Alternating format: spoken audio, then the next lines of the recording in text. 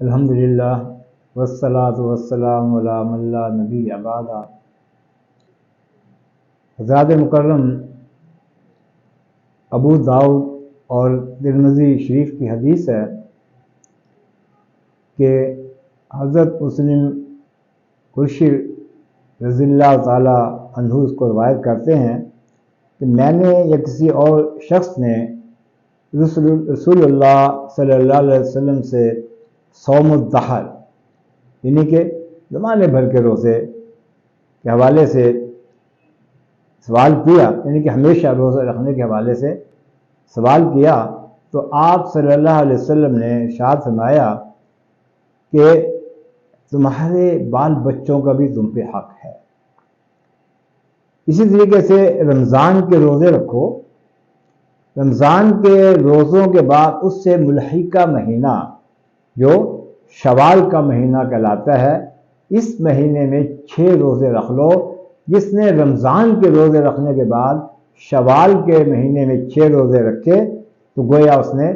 زمانے بھر روزہ رکھا۔ اس کو صیام الدہر یا صیام الدہر کہا گیا اس شخص کو کہ وہ ہمیشہ روزے رکھنے والا شخص ہے۔ حضرات مکرم، اب اس کی فضیلت آپ کے سامنے آ گئی۔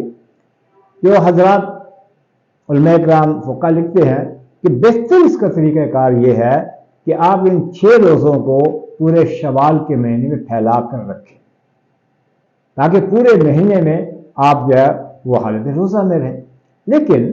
چونکہ ایک معمول رمضان میں ہمارا بن گیا ہوتا ہے، ایک اٹھنے اور سونے کے اوقات ہمارے ایک جگہ پہ آ کے ہم اس کو متعین کر لیتے ہیں، ایک خاص وقت پہ اٹھنا، ایک خاص وقت پہ جو سو جانا، تو یہ ایک معمول ہمارا بن جاتا ہے رمضان میں۔ تو رمضان کے معاً بعد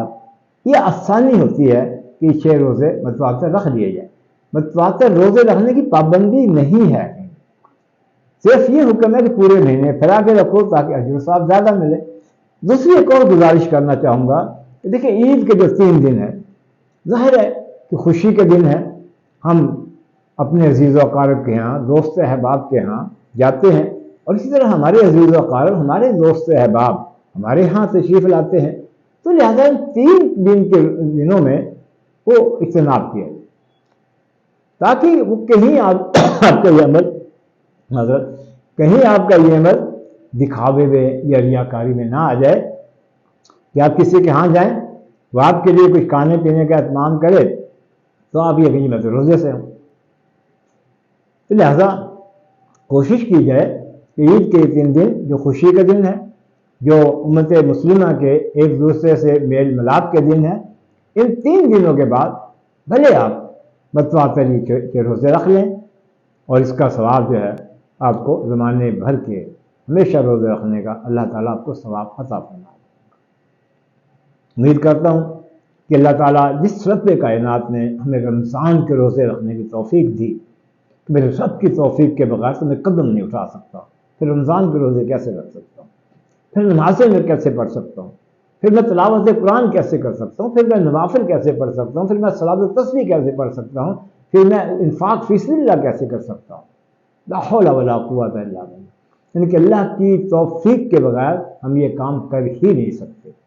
تو لہذا یہ رب کا کرم ہوتا ہے ہم پہ کہ ہم نے رمضان کے روزے رکھے، اور اس کے بعد پھر اللہ تعالیٰ ہمیں یہ شوال کے روزے رکھنے کی توفیق عطا فرمائے۔ انشاءاللہ میں بھی ارادہ رکھتا ہوں،